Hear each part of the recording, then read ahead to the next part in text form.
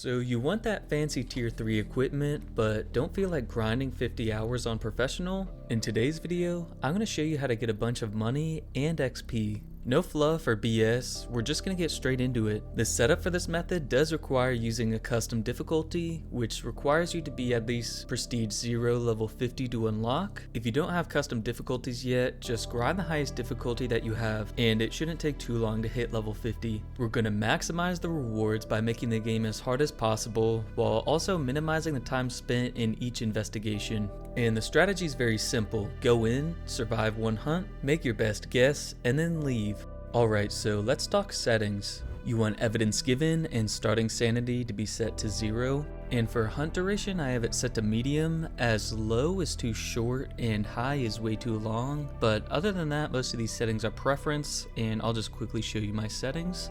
And the best maps to do this method on are small house maps or things like Camp Woodwind. I'd say just pick wherever your favorite looping spot is. Mine's Tanglewood, and so I usually like to go to the garage. Before you leave, just check your loadout and just take what you need so you don't waste too much money if you end up dying. And for equipment, I like to grab a flashlight, a smudge, a lighter, and some salt to test for a wraith. While I get set up, I'm going to quickly go through the ghosts, as some are going to be almost impossible to guess, and I'll just run through the ghosts that you should keep an eye out for. Poltergeist, listen to the frequency of items thrown during a hunt. Yokai, if the ghost seems to ignore your flashlight or even you talking in game. Myling, if the ghost sounds quiet. Raiju, if the ghost speeds up with your flashlight on. Moroi is kind of similar to a Thay, but does have line of sight speed up. Wraith is easy, as if you place salt in a doorway, you can just check to see if it walked through it. Revenant, if the ghost starts off very slow and then either gets line of sight or detects your equipment, becomes very fast. Hantu is easy, as it'll be fast and you'll see the breath coming from the ghost since the breaker is going to be broken in the settings. Obake could be easy to miss, but look for a shapeshift in the ghost model. Diogen is easy, as it'll be very fast and find you, but then be very slow when it's near you. Phantom will be hard to see. Oni will be easy to see. Twins will either be slightly faster or slightly slower than the normal speed ghosts. And the Thay is very fast, but will not have any line of sight speed up. Now these next few ghosts might not be impossible, but gonna be very inconsistent to get. For Banshee, you might catch it following you around a little bit. The Shade can be easy if you're in the ghost room and it never hunts.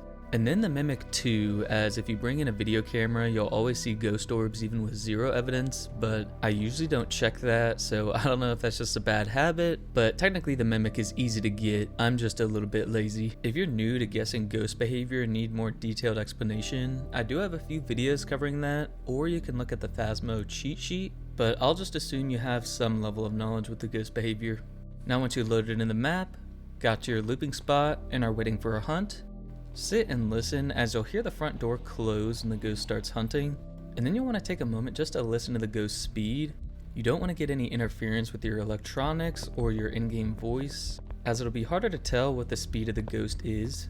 While you're listening, if it's not a normal speed ghost, hopefully you can guess it just from the footsteps. But if not, try luring the ghost over to you, as you'll be able to test for yokai, ensure the ghost steps in the salt in case it's a wraith, or see things like Oni or Phantom blinks.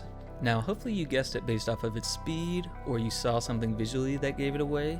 There's a decent chance it's going to be one of these ghosts that's almost indistinguishable. So either way, just lock in your guess, leave, and start up the next one.